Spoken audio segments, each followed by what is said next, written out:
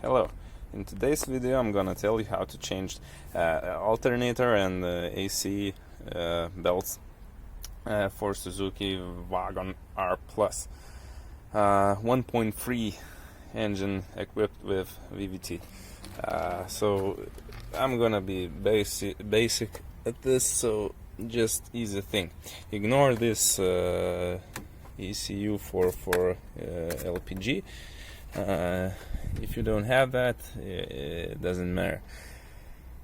So first thing that you need to do is to if your car is equipped with air conditioning, you need to loosen down the idler pulley there.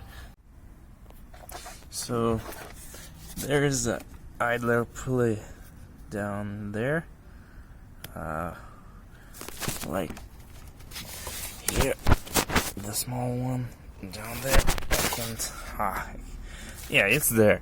So it has a bolt that you can reach by removing this front grille.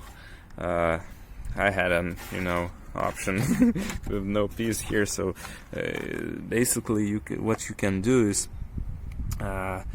put a long extension with 10mm hexagon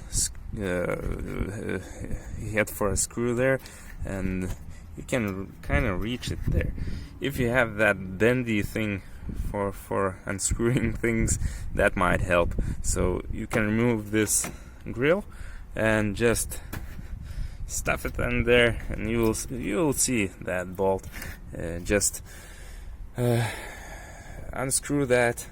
It will loosen up a pulley.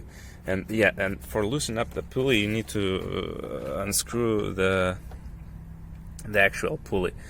It will loosen up. So basically, easy thing. Just unscrew that bolt and remove the belt. So next belt is alternator and water pump belt, and it's this one. Alternator belt is down there, the Bosch branded down there, and that's fairly simple. You unscrew like 3 bolts. One is shining down there.